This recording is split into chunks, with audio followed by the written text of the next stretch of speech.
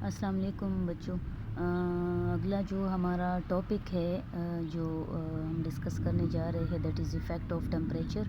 ठीक है, तो हम डिस्कस करेंगे कि कैसे जो है टेम्परेचर जो है Kc की वैल्यू को कैसे इफ़ेक्ट करता है, इक्विलिब्रियम पॉइंट को जो है कैसे ये डिस्टर्ब जो है इफ़ेक्ट करता है। ठीक है, अगर हम हमारे पास एक रिएक्शन है और वो जो है वो इक्विलिब्रियम स्टेट में है, तो अगर हम उसका टेम्परेचर कम या ज़्यादा करेंगे तो क्या इफ़ेक्ट होगा, इस टेम्परेचर की इंक्रीज़ या डिक्रीज़ का इस पे क्या इफ़ेक्ट होगा। ठीक है, तो ये हम डिस्कस करेंगे, लेकिन इससे पहले हम ये भी डिस्कस करते हैं कि जो हमारे पास रिएक्शन होते हैं ना, वो दो तरह के होते हैं।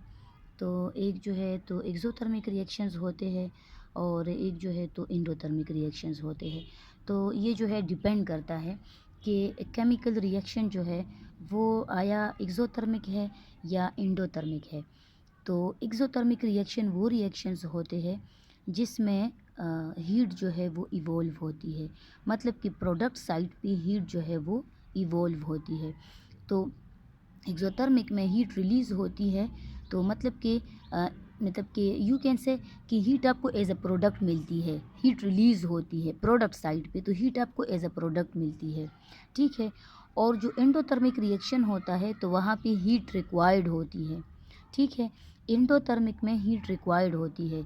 यहाँ पे ये देखिए AB+ हीट रिक्वायर्ड होती है, तब जाके आपके पास प्रोडक्ट बनता है। तो हम कह सकते हैं कि एंडो प्रोसेस में हीट जो है वो आपके रिएक्टेंट साइट में जो है तो वो आता है, या एज अ रिएक्टेंट आप जो है हीट को ले सकते हो। ठीक है, यूज़ होता है आपके पास एज अ रिएक्टेंट हीट। ठीक है, अच्छा।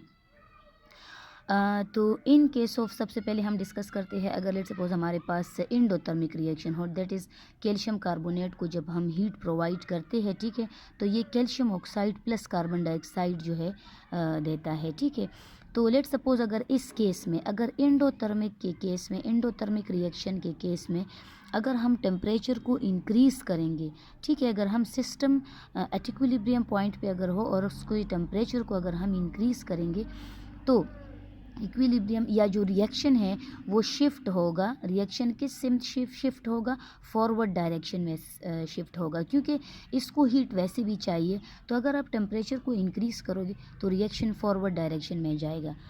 ये बच्चों पहले इक्विलिब्रियम स्टेट पे था। ठीक है, यानी कि rate of forward reaction and rate of backward reaction equal था। जब आपने इस पे टेम्परेचर को, इस सिस्टम के टेम्परेचर को जब आपने इंक्रीज़ कर दिया, ठीक है, तो इक्विलिब्रियम जो है वो डिस्टर्ब हो गया। ठीक है, इक्विलिब्रियम जो है वो डिस्टर्ब हो गया। तो अब जो है ये जो रिएक्शन है, ठीक है, ये जो कैल्शियम कार्बोनेट है, इसका जो डीकम्पोजिशन है वो और ज़्यादा इंक्रीज़ हो जाएगा।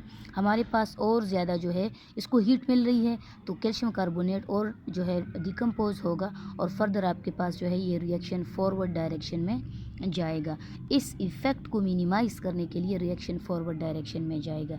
अगर आप टेम्परेचर को डिक्रीज़ करते हो, अगर आप टेम्परेचर डिक्रीज़ करोगे in case of endothermic reaction, अगर आप टेम्परेचर जो है तो डिक्रीज़ करोगे तो रिएक्शन जो है वो बैकवर्ड डायरेक्शन में जाएगा। ठीक है, अगर टेम्परेचर कम करोगे ये अगर एंडोथर्मिक सिस्टम है, एंडोथर्मिक है रिएक्शन, तो अगर आप टेम्परेचर डिक्रीज़ करोगे तो रिएक्शन बैकवर्ड डायरेक्शन में प्रोसीड करेगा।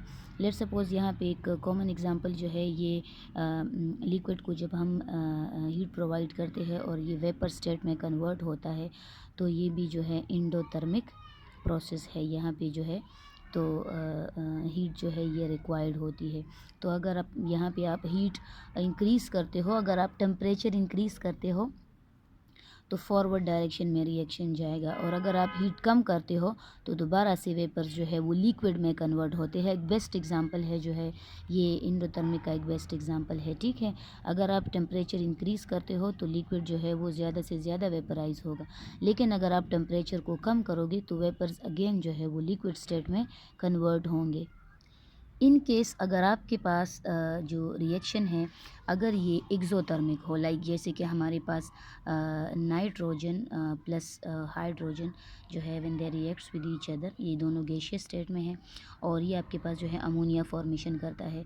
ये जो है ये रिएक्शन जो है ये हीट इवॉल्व करता है, मतलब कि दिस इज़ एक्सोथर्मिक रिएक्शन।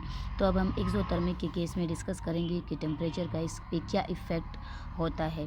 ठीक है, तो अगर तो हम जो है टेम्परेचर इंक्रीज़ करते हैं, ऑलरेडी जो है सिस्टम में यहाँ पे हीट जो है इवॉल्व हुई है, तो अगर हम टेम्परेचर इंक्रीज़ करेंगे, ठीक है ना, एट इक्विलिब्रियम स्टेट, तो system will decrease the heat and will shift in the backward direction.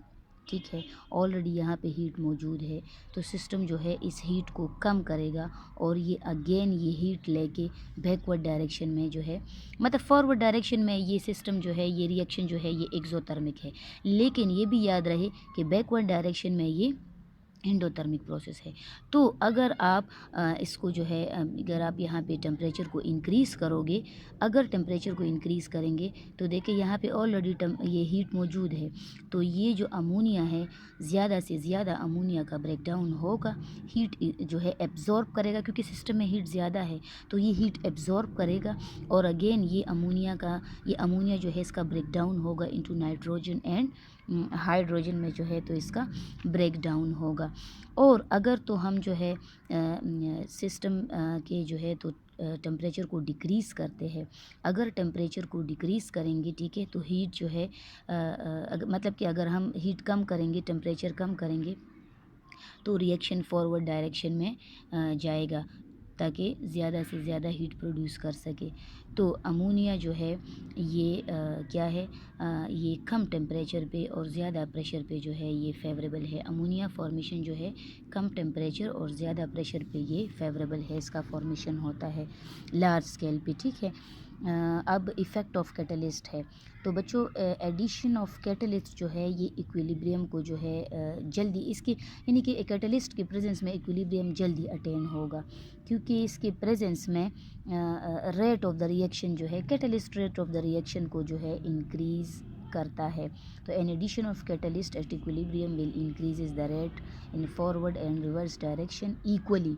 It has no effect on equilibrium, ये इक्विलिब्रियम को डिस्टर्ब नहीं करेगा, रादर ये जो है तो रेट ऑफ द रिएक्शन को इंक्रीज़ करेगा। It help equilibrium to attain faster. ठीक है, तो ये थे effect of temperature and catalyst के, मतलब कि कैसे जो है तो टेम्परेचर और कैटलिस्ट जो है तो कैसे ये इक्विलिब्रियम को जो है डिस्टर्ब करता है। इससे पहले हमने कंसंट्रेशन का इफ़ेक्ट पढ़ा है कि अगर हम किसी एक रिएक्टेंट या प्रोडक्ट का कंसंट्रेशन इंक्रीज़ या डिक्रीज़ करते हैं तो क्या इफ़ेक्ट होता है। और हमने जो है तो प्रेशर का भी डिस्कस किया है। बस ये 4 इसके फैक्टर्स थे। ये हमारे पास जो है ये हो गए हैं, कंप्लीट हो गए हैं। ठीक है।